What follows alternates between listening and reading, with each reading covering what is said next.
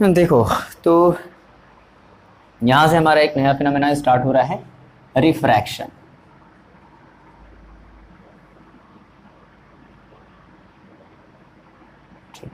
हिंदी में इसे बोलेंगे अपवर्तन। ठीक है, क्या है ये रिफ्रैक्शन? बड़ा ही सिंपल सा फिनोमेना है। अभी हम क्या देख रहे थे कि जनरली हमारे पास कोई भी रेज थी जो किसी ओपैक ऑब्जेक्ट से टकरा करके वापस आ जा रही थी, तो इस फिनोमेना को बोला जा रहा था रिफ्लेक्शन। अब क्या होगी कि टकराएगी, किसी ग्लास पर टकराएगी, किसी ऐसे बॉडी पर टकराएगी जो ट्रांसपेरेंट हो। तो यहाँ पे हम लोग फिर मीडियम की भी बात करेंगे कि डिफरेंट डिफरेंट टाइप के मीडियम होते हैं।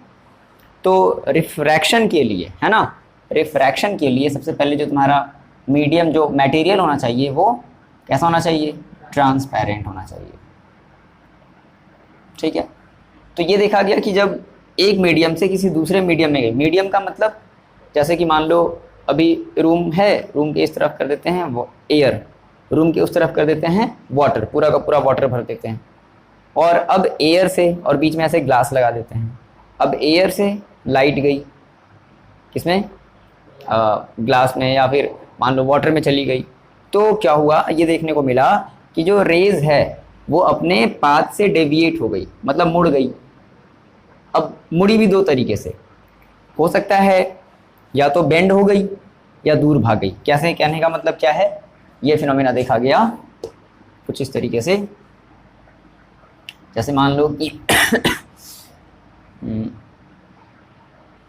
ये हमारी कोई एक मीडियम है, इसके नीचे पूरा वाटर है और उसके ऊपर पूरा एयर है।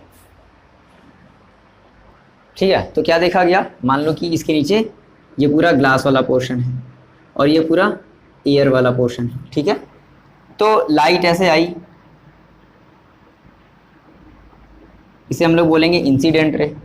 अब जहां पर लाइट गिरती है, जैसे हम लोग रिफ्लेक्शन में क्या करते थे, एक नॉर्मल ड्रॉ कर लेते थे, तो यहाँ पर भी एक नॉर्मल ड्रॉ हो जाएगा। ये नॉर्मल है, ये क्या है? नॉर्मल। तो लाइट ऐसे आई और इस तरीके से जो है बेंड हो गई। मतलब देखो, होना क्या चाहिए था, इसको ऐसे सीधे ऐसे चले जाना चाहिए था भाई। स्ट्रेट लाइन, लाइट हमें पता है ना कि स्ट्रेट डायरेक्शन में ट्रेवल करती है, तो सीधे चले जाना चाहिए था। बट क्या हुआ, ये नॉर्मल की तरफ झुक गई, मुड़ गई। अच्छा, मीडियम चेंज होने की वजह से एक और फिनोमेना देखा गया। एक ऐसा भी फिनोमेना देखा गया कि मान लो ये हमारा कोई एक मीडियम है, अब मान लो हम नीचे ले लेते हैं एयर को और ऊपर ले लेते हैं ग्लास को। ऊपर ग्लास वाला मीडियम है और नीचे एयर वाला मीडियम है। अब मान लो लाइट ग्लास से एयर की ओर आ रही है, तो ये हमारा हो जाएगा नॉर्मल। ये नॉर्मल ऐसे बनाते हैं। तो ये देखा गया कि नॉर्मल से दूर भाग गई। दो फिनोमेना देखने को मिला। एक ऐसा फिनोमेना जिसमें लाइट हमारी नॉर्मल की तरफ बेंड हो जा रही, इसको बोलते हैं नॉर्मल की तरफ बेंड हो जाना। हो गई ना, बेंड हो गई है। ये क्या हुई है, ये अवे फ्रॉम द नॉर्मल। तो ये जो मतलब कि लाइट का अपने पाथ से, पाथ मतलब जो भी रास्ता है, डेविएट हो जाना, मतलब मुड़ जाना, झुक जाना। ठीक है, डेविएट का मतलब कब, जब एक मीडियम से दूसरे मीडियम में चलती है, तो इसी फिनोमेना को बोलते हैं रिफ्रैक्शन। तो हेडिंग लगा लो रिफ्रैक्शन। इसमें छोटी सी बात कोई लिखो द फिनोमेना इन विच, और ये फिगर बाद में बना लेना, पहले ये लिख लो, the phenomena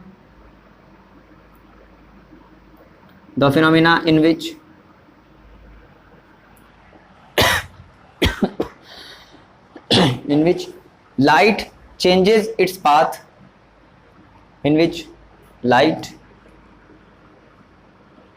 changes its path when passing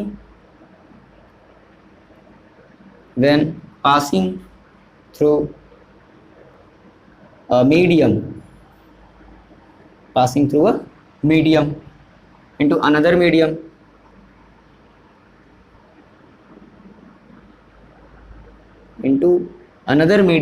is called refraction. Simple. ठीक है, ये फिगर बना लो। अभी हम लोग इसके बारे में डिटेल में समझेंगे कि ऐसा क्यों हो रहा है, ठीक है, बहुत डिटेल में समझेंगे। फिलहाल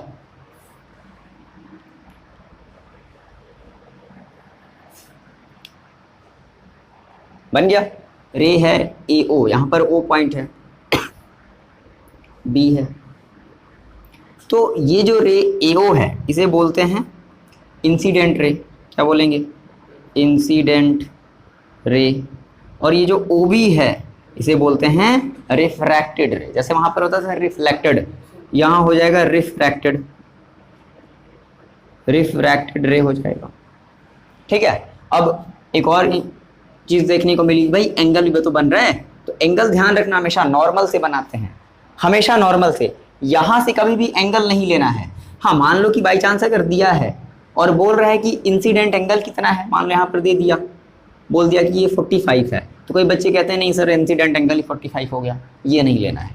क्या लेना है? ये ठीक है दिया है 45, अच्छी बात है, लेकिन हमें इसके बीच एंगल देखना है, नॉर्मल एंड जो रे है उसके बीच एंगल को हमेशा देखना है, तो ध्यान रखना। तो इसको बोल देते हैं इंसिडेंट एंगल और इसे बोल देते हैं रिफ्रैक्टेड एंगल, आर, ठीक है। तो एंगल आई हमारा हो जाएगा, आगे मेंशन कर लो कि जो एंगल आई है उसे हम लोग बोलेंगे इंसिडेंट एंगल, और एंगल आर जो है वो है रिफ्रैक्टेड एंगल, इंसिडेंट एंगल और रिफ्रैक्टेड एंगल।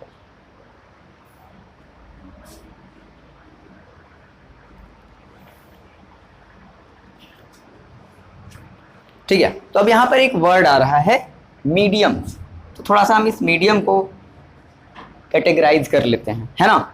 तो हेडिंग लगाओ मीडियम, मीडियम।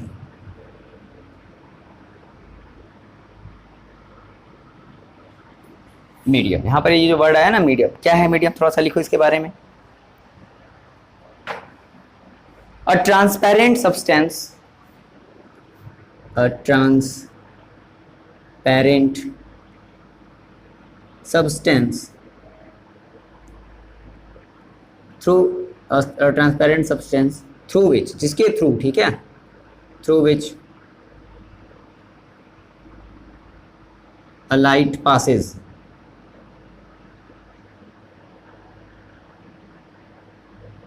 इसके थ्रू क्या होती हो, लाइट पास होती हो, इज कॉल्ड मीडियम।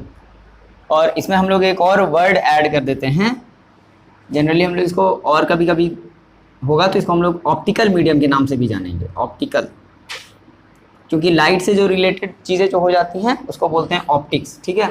तो ऑप्टिकल मीडियम, तो ये भी थोड़ा सा ध्यान रखना, मीडियम या ऑप्टिकल मीडियम कह दिया। अब देखो जो मीडियम कुछ भी हो सकता है, एनीथिंग मीडियम, जैसे मान लो एयर, एयर हमारी क्या है, मीडियम, एयर कह लो, या एयर को कभी कभी हम लोग वैक्यूम भी कहेंगे, है ना। उसके बाद वाटर हो गया, वाटर भी हमारा एक मीडियम है। ग्लास हो गया, ग्लास भी एक मीडियम है। मान लो कि डायमंड है कहीं बहुत सारा, उसमें जा रही है इंटर, तो डायमंड भी हमारी क्या हो गई, एक मीडियम हो गई। तो डिफरेंट डिफरेंट तरीके के मीडियम होते हैं, और इसी मीडियम की वजह से लाइट हमारी बेंड करती है। तुम देख रहे होगे कि अभी थोड़ा सा और आगे बढ़ते हैं। अब मीडियम जो होता है ना जनरली दो तरीके का होता है, एक होता है रेयर मीडियम और एक होता है डेंसर मीडियम। अब यहाँ से हमें फाइनली बात समझ में आ जाएगी कि भाई ऐसा क्यों हुआ, लाइट मुड़ी एक तरफ तो इसमें, तो भाई इसकी तरफ झुक गई, है ना, बेंड टूवर्ड्स द नॉर्मल, क्या बोलेंगे, बेंड टूवर्ड्स द नॉर्मल, और इसमें क्या हो गई, bend away from the normal, normal से दूर भाग गई, ठीक है। तो ऐसा क्यों हुआ, हम ये थोड़ा सा मीडियम के थ्रू हमें समझ में आएगा। देखो तो रेयर मीडियम और डेंसर मीडियम, रेयर मीडियम क्या होता है कि जिसमें लाइट की स्पीड बहुत बढ़ जाती है। रेयर का मतलब समथिंग कुछ ऐसा समझो, डेंसर जैसे नाम से ही लग रहा है ना, डेंसर कि मतलब बैग है, बैग में ढेर सारा बुक भर लिया, छोटा सा बैग, और एक उतना ही बड़ा बैग, उसमें कुछ 2-3 बुक भरे हैं, तो पहली वाली बुक ज़्यादा डेंसर होगी, दूसरी वाली थोड़ी सी कम डेंसर, यानी कि रेयर उसको बोलेंगे, कंपैरिजन करेंगे तब, ठीक है। तो रेयर मीडियम, तो रेयर मीडियम में क्या होती है, इसकी जो लाइट की जो स्पीड होती है हाई होती है, तेज होती है ना। जो स्पीड ऑफ लाइट है, ऐसे करके समझने के लिए केवल लिख लो, स्पीड ऑफ जो लाइट है इज हाई, हाई मतलब तेज, और इसमें जो स्पीड ऑफ लाइट होगी वो थोड़ी सी लो होगी। लाइट की स्पीड क्या होगी? लो होगी।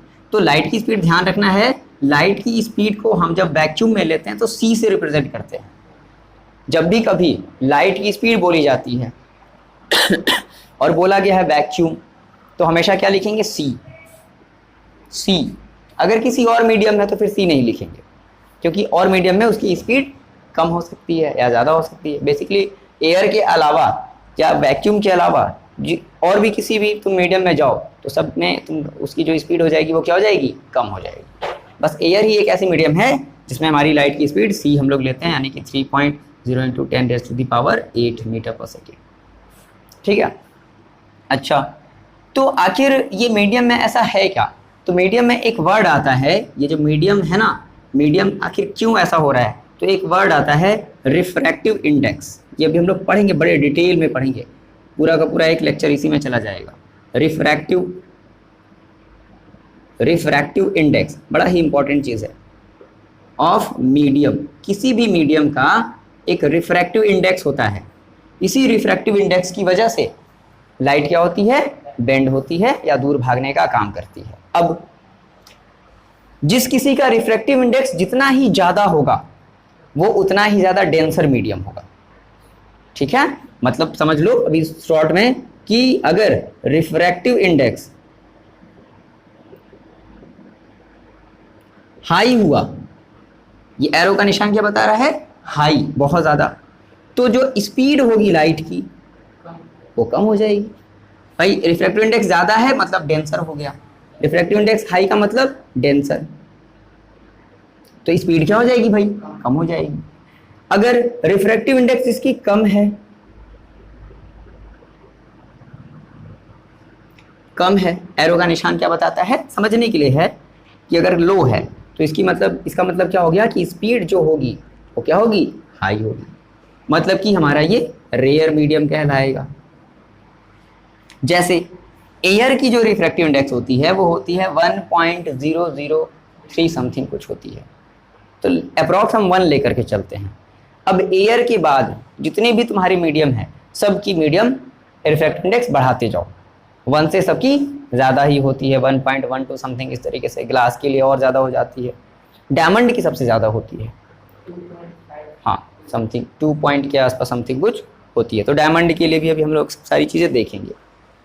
तो बात समझ में आ रही है ना? तो आखिर मेन रीज़न क्या है, यानी कि अब यहाँ से कंक्लूजन समझो ये जो लाइट के बेंड होने का जो मेन रीज़न है ना वो है स्पीड। मेन रीज़न क्या समझ में आया कि भाई ऐसे क्यों मुड़ जा रही है? स्पीड की वजह से। देखो एयर में थी बहुत तेज स्पीड थी, जैसे ही ग्लास में आई तो ग्लास का रिफ्रैक्टिव इंडेक्स क्या है? ज़्यादा है एज कंपेरिजन टू एयर, तो इसमें लाइट की स्पीड क्या हो जाएगी? कम हो जाएगी। तो कम हो गई इसीलिए क्या हो गया? मुड़ गई। देखो स्पीड कम होने का मतलब है कि वो अपनी एनर्जी को लॉस्ट कर दिया, तो लॉस्ट कर दिया तो क्या हो जाएगा? थोड़ा सुस्त हो जाएगा, इसलिए इसकी तरफ भाग आया। इसमें देखो ग्लास में था तो स्पीड थोड़ी कम थी, जैसे ही एयर में आ गया स्पीड और बढ़ गई, तो स्पीड और बढ़ गई तो मतलब ये क्या हो जाएगा? भाग गया दूर ने, है ना? तो ये बस सिंपल सी बात इतनी समझना कि जो मेन रीज़न है रिफ्रैक्शन का लाइट के,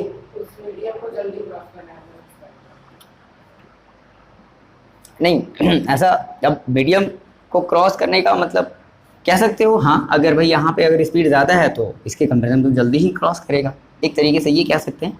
लेकिन ओवरऑल जो रीज़न बता जो है कि भाई बेंड क्यों हो जा रही है लाइट, तो रीज़न है सिंपल सी बात है speed.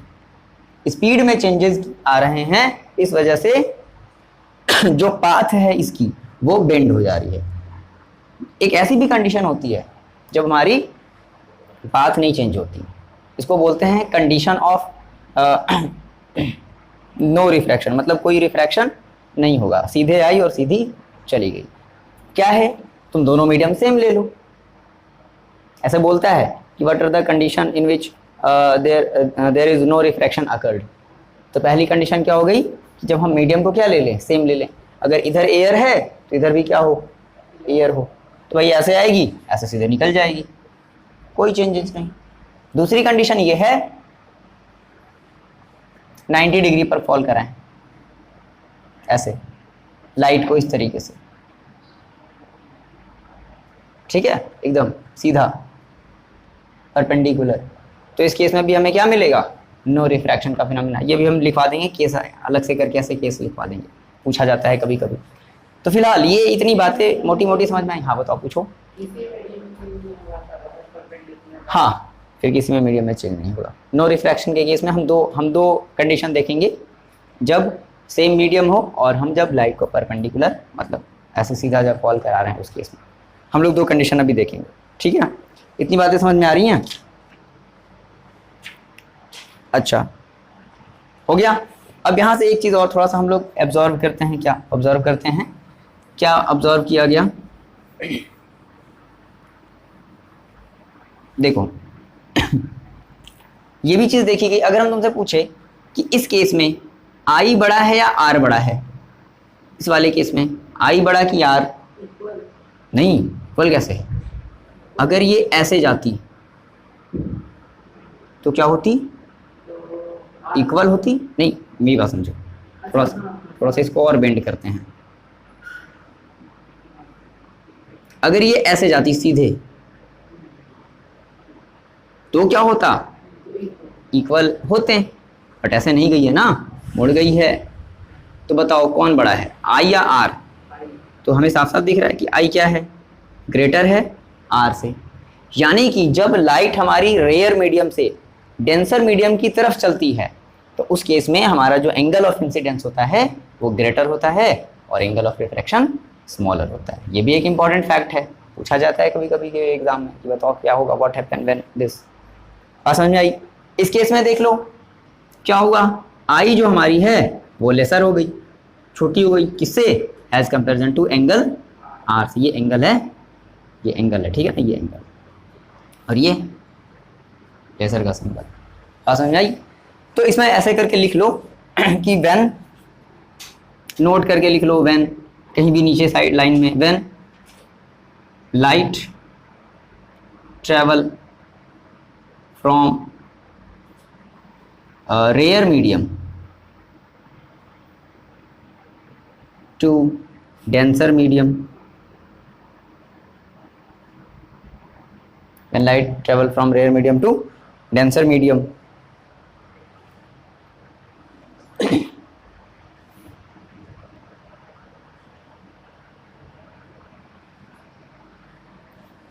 it bends towards normal। क्या हो जाएगा, ये नॉर्मल की तरफ क्या हो गया, बेंड हो गया। And angle I is greater than angle R. दूसरी इसमें बात लिख लो कि when light travel from denser से रेयर में आ रहे हैं, ये मान लो एयर है, from denser to rare medium, denser to rare medium, light क्या हो जाएगा, जो हमारी रे है या हमारा जो लाइट है वो अवे हो जाएगा ना, rare medium then ray, refracted ray है ना, रे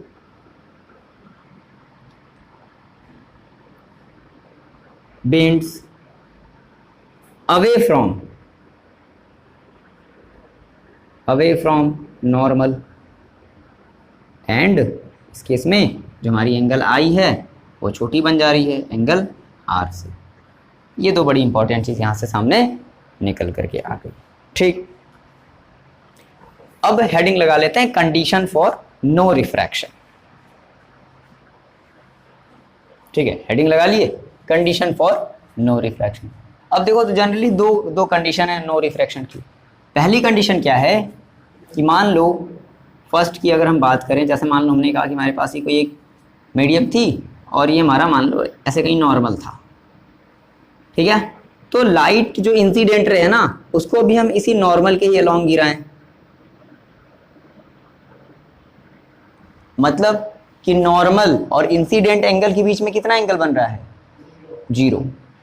तो हमने कहा कि फर्स्ट कंडीशन है कि when angle I is equal to zero, तो एंगल आर भी कैसा होगा, जीरो, कोई रिफ्रैक्शन नहीं। भाई रिफ्रैक्शन का मतलब क्या, लाइट का बेंड होना, एक मीडियम से जब दूसरी मीडियम में जाए तो लाइट क्या हो जाए, बेंड हो जाए, या तो मुड़ जाए, या तो दूर भाग जाए, तो पास आ जाए, दोनों में से कोई एक condition.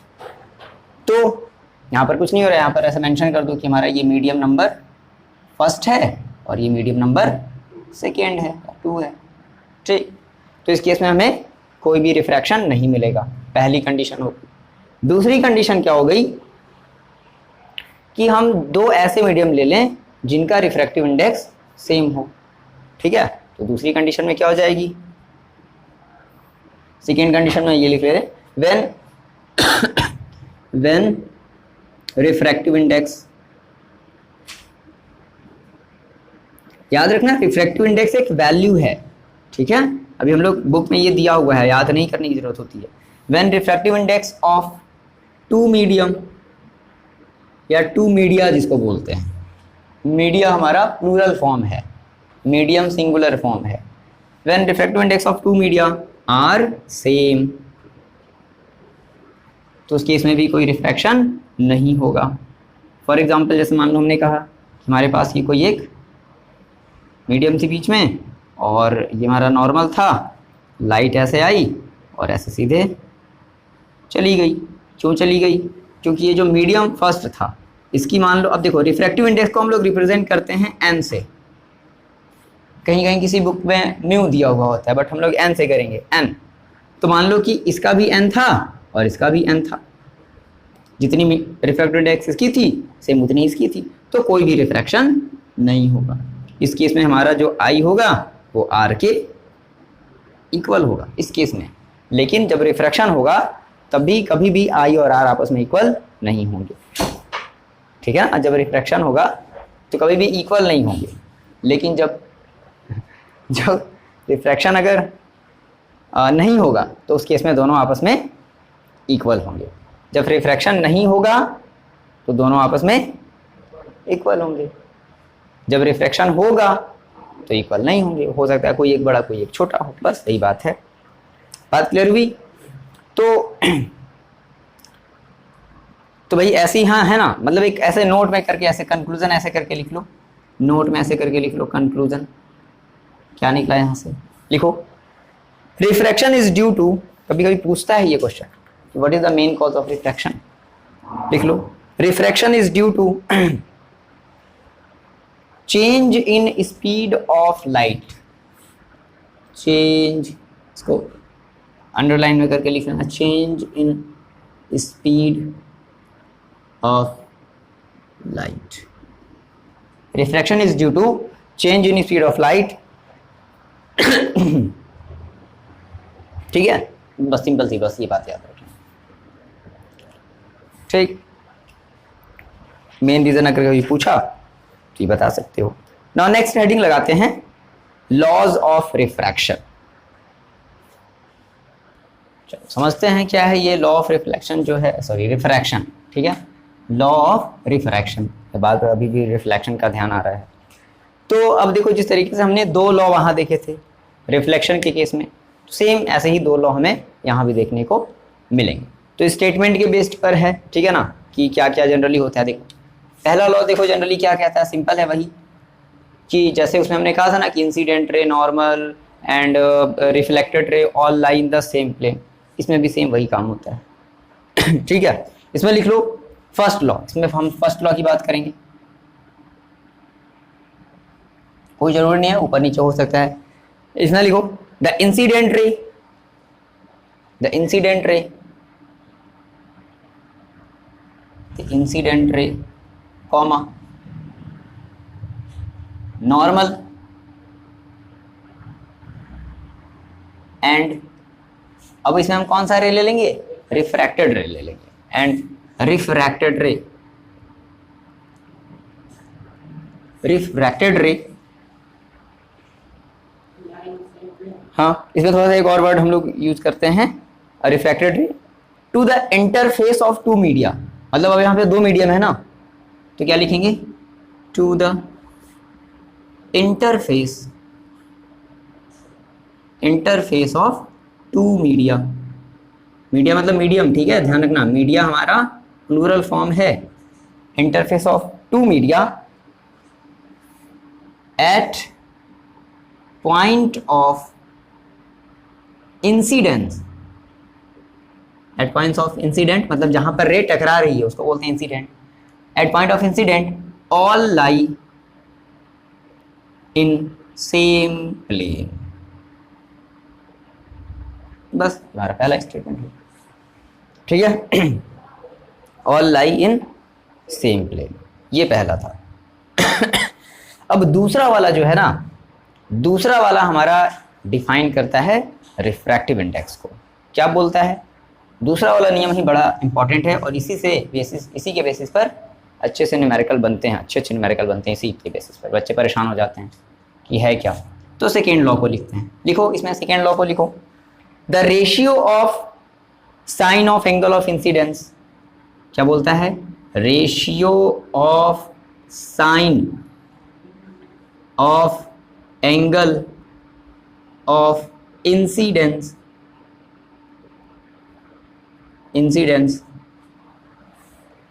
Sign of angle of incidence to sine of angle of refraction, to sine of angle of refraction is constant. क्या मतलब है इसका? ये बहुत बड़ी चीज है कांस्टेंट। क्या कहता है? Ratio of sine of angle. देखो जनरली हम लोग साइन को ऐसे लिखते हैं साइन, लेकिन जब मैथमेटिकल टर्म में लिखते हैं तो ऐसे ई हटा देते हैं। साइन कॉस टेन, ये हमारा सब ट्रिग्नोमेट्रिक फंक्शन है। अब हम लोग पढ़ेंगे 10th में, है ना, हम लोग 10th में पढ़ेंगे। जब हम लोग पढ़ेंगे ट्रिग्नोमेट्री वाला चैप्टर जब पढ़ेंगे ना, तो साइन कॉस टेन ये ट्रिग्नोमेट्रिक फंक्शन होता है। तो क्या कह रहा है कि रेशियो किसका किसका भाई?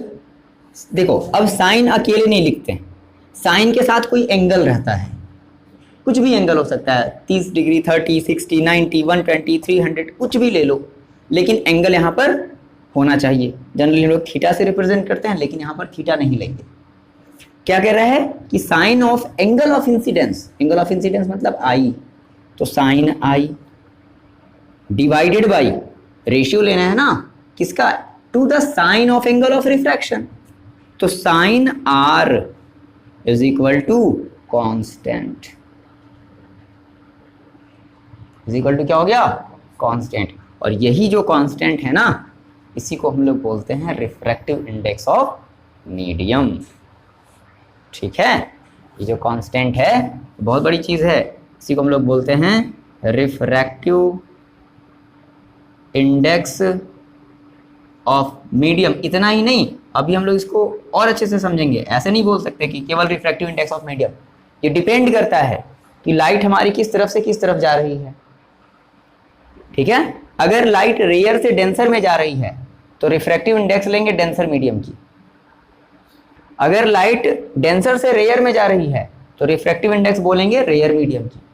जिधर लाइट जाएगी, फाइनल जिधर एंटर करेगी, उस साइड की हमेशा हमें क्या लेनी होती है? Refractive index with respect to जिधर से आ रही है। तो बड़ी इंपॉर्टेंट चीज़ है यहाँ पे। बच्चे यहाँ पे बहुत गजब कंफ्यूज होते हैं कि कब कैसे क्या लेना होता है, सब सारी बातें भी हम लोग यहाँ से समझते हैं। फिलहाल इतनी बातें नोट डाउन कर लो, ठीक है। और इसी रिफ्रैक्टिव इंडेक्स को हम लोग रिप्रेजेंट करते हैं एन से। तो एन केवल नॉर्मल, अभी हम लोग एन नहीं लिखेंगे, एन लिखना गलत होगा, ठीक है। देखो अब ये जो रिफ्रैक्टिव इंडेक्स है ना, इसको हम लोग थोड़ा सा समझते हैं, ठीक है। तो हेडिंग लगा लो the great grand refractive index, ठीक।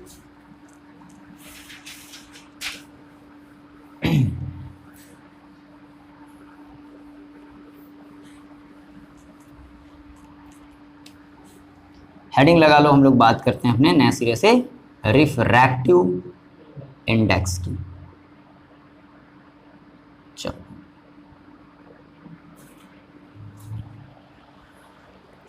अब देखो, जो रिफ्रैक्टिव इंडेक्स है, रिफ्रैक्टिव इंडेक्स को हम लोग दो तरीके से रिप्रेजेंट करते हैं।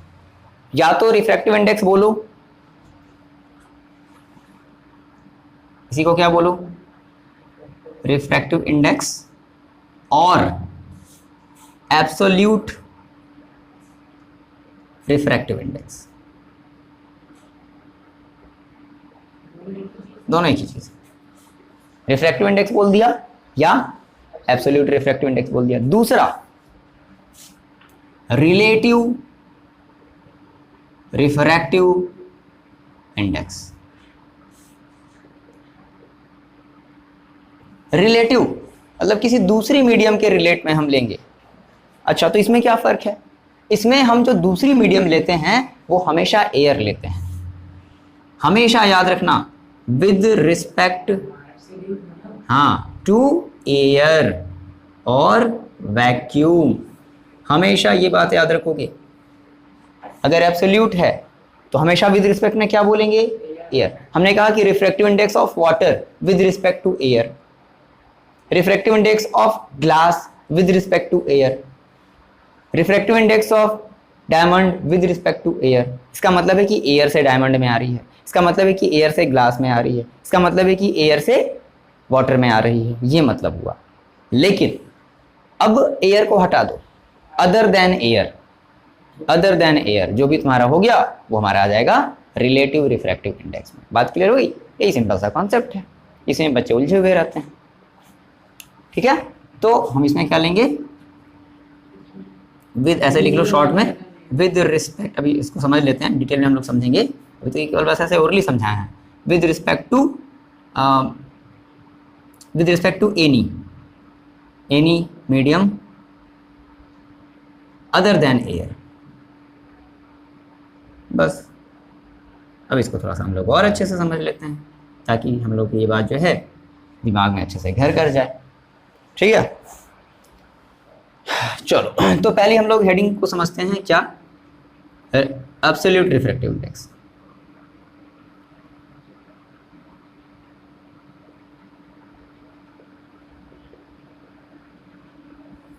एब्सोल्यूट रिफ्रैक्टिव इंडेक्स, अब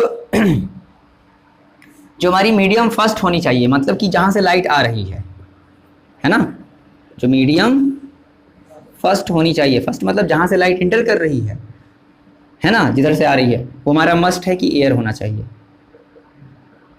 मस्ट बी एयर और वैक्यूम, पहली बात। और जो मीडियम सेकेंड है वो कुछ भी ले लो, एनी मीडियम।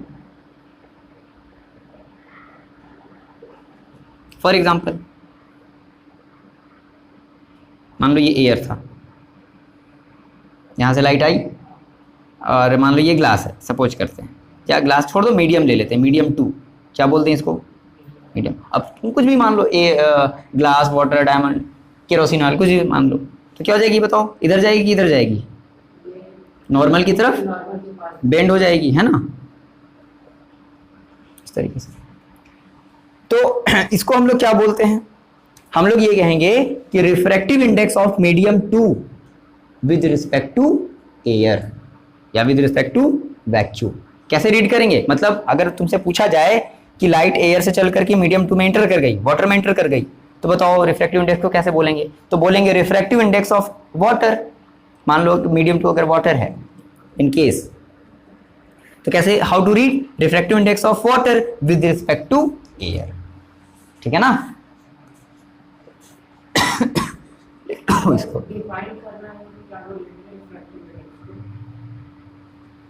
वही साइन आई साइन आर वाला वही तो है main definition.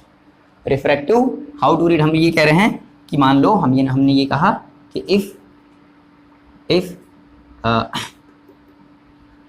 If ray enter water from air, then हम क्या बोलेंगे, refractive index of water with respect to, ये शॉर्ट में लिख दिया WRT, with respect to air या वैक्यूम। अब इसी को हम लोग लिखते हैं ए, देखो किधर से हमारी आई है, जैसे मान लो हमने कहा कि ये हमारी जनरली मान लो अगर हम वाटर की, अगर हम मीडियम 2 के केस में ले तो हम इसको डायरेक्टली लिख देंगे, सॉरी एन लिखेंगे, N2, क्या लिख देंगे N2। N2 का मतलब ही हो गया क्या, अगर केवल N2 लिखा हुआ है तो इसका मतलब ही क्या है कि refractive index of second medium with respect to air, understood है। अगर केवल यहाँ पर 2 लिख दिया, 1 वगैरह और कुछ नहीं लिखा, तो अंडरस्टूड होगा कि ये विद रिस्पेक्ट टू एयर लिया गया है। और कैसे लिख सकते हैं इसको, इसी को हम लोग और भी ऐसे लिख सकते हैं, ये इस तरीके से, हाँ N2 1, और कभी कभी किसी बुक में ऐसे भी दिया जाता है 1 N2, बात वही है एक ही चीज, refractive index of medium 2 with respect to medium first या air, refractive index of medium 2 with respect to air, refractive index of medium 2 with respect to air. यहाँ पर अंडरस्टूड है, यहाँ पर वो चीज़ें हिडन है, बट हमें समझना होगा कि विद रिस्पेक्ट टू एयर ही लेना है, मतलब एयर से ही होकर के आ रही है किसी दूसरे मीडियम में। ये कहानी है रिफ्रैक्टिव इंडेक्स की। ये बात समझ में आई? जैसे मान लो अगर हम तुमसे बोले कि एक रे है और रे गई है एयर टू डायमंड, चलो बताओ क्या होगा।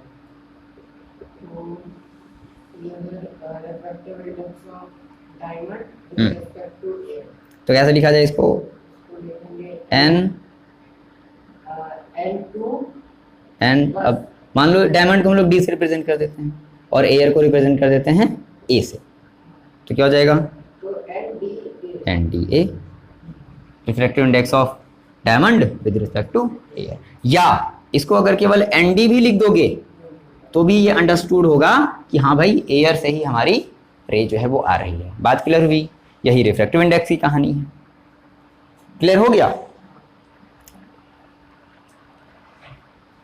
ठीक है, तो ये भी हमारा हुआ रिफ्रैक्टिव इंडेक्स, केवल एब्सोल्यूट रिफ्रैक्टिव इंडेक्स। अब देखो क्या है कि इसको हम, इस रिफ्रैक्टिव इंडेक्स को हम स्पीड के टर्म में भी लिखेंगे, क्योंकि भाई हमें पता है ना कि रिफ्रैक्टिव इंडेक्स है और जनरली उसकी स्पीड ही क्या हो रही है, कम और ज़्यादा हो रही है, तो क्या होगा, तो refractive index in terms of speed. तो एक छोटी सी हेडिंग यहीं पर मेंशन करो। चलो पहले इतनी बातों को नोट डाउन कर लो। इतनी बातें हो गई, हम लोग यहाँ से करते हैं थोड़ा सा इस रिलेटिव, मतलब ये जो हमारा जो एब्सोल्यूट रिफ्रैक्टिव इंडेक्स है इसको हम लोग थोड़ा सा स्पीड के टर्म में देखते हैं। स्पीड के टर्म में कैसे लिखा जाए, उसका भी एक फॉर्मूला है, ठीक है। तो refractive index in, in terms of speed. देखो जैसे मान लो हमने कहा कि ये हमारा नॉर्मल था, ये लाइट मान लो एयर से, अभी फिलहाल हम एयर की ही बात कर रहे हैं, एयर से मान लो तो हमेशा बेंड ही करेगी इस तरफ। मान लो ये किसी ग्लास में आ गई, ठीक है, तो हम ये क्या कहेंगे, देखो हम ये कहेंगे ना कि भाई refractive index of glass with respect to air, इतनी बातें हम लोग जान चुके हैं क्या, कि NGA। तो क्या हो जाएगा, देखो NGA मतलब कि refractive index of glass with respect to air. अब जिधर से पहले लाइट एंटर करेगी उसकी स्पीड पहले लेंगे, अपॉन में जिधर गई है उसकी स्पीड बाद में। तो क्या हो जाएगा, स्पीड ऑफ, बड़ा इंपॉर्टेंट फॉर्मूला है ये, लाइट इन एयर, जहां पहले एंटर करी है वहां, डिवाइडेड बाई किस में आई है, ग्लास में। ग्लास की हमें निकालनी है रिफ्रैक्टिव इंडेक्स, तो ग्लास वाले की बाद में, बस इतना याद रख लो, जिसकी निकालते हैं उसकी लास्ट में अपॉन में रखते हैं। तो स्पीड ऑफ लाइट किसमें, इन ग्लास, बस यही हमारा एक और फॉर्मूला मिल गया, speed of light in air upon speed of light in glass. बात क्लियर हुई?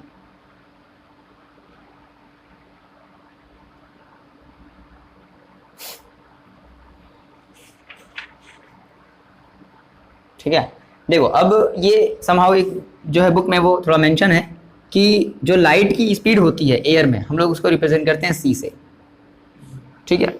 और ग्लास में तो इसको मान लो रिप्रेजेंट कर देते हैं वीजी, वीजी है ना, speed of light in glass मतलब वीजी।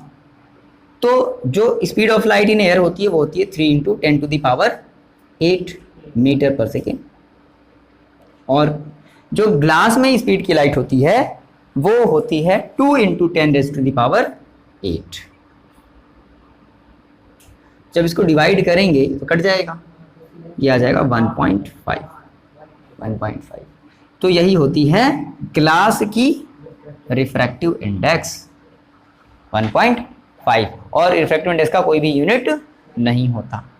तो ओवरऑल रिफ्रैक्टिव इंडेक्स के बारे में एकदम सारी चीज़ें क्रिस्टल क्लियर है, कोई भी कंफ्यूजन नहीं है ना। बस सिंपल सी बात याद रख लो कि हाँ, अगर एयर अगर ऐसे भी लिख दिया, मान लो अगर ये लिख दिया NW, W का मतलब वाटर, तो समझ लेना है कि लाइट कहाँ से आ रही है, एयर से वाटर में एंटर कर रही है। Refractive index of water with respect to air, simple. अगर मान लो N डायमंड लिख दिया तो refractive index of diamond with respect to air.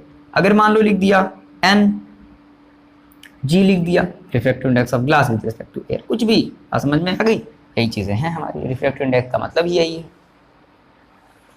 Clear हुई बात? ठीक है, ये हो गया हमारा। कल हम लोग डिस्कशन करेंगे रिलेटिव रिफ्रैक्टिव इंडेक्स की डिस्कशन करेंगे। बहुत आसान है, ये भी बहुत आसान। हम किसी दूसरे मीडियम को ले लेंगे अदर देन एयर, है ना, ये हो जाएगा। ठीक है, क्लियर है?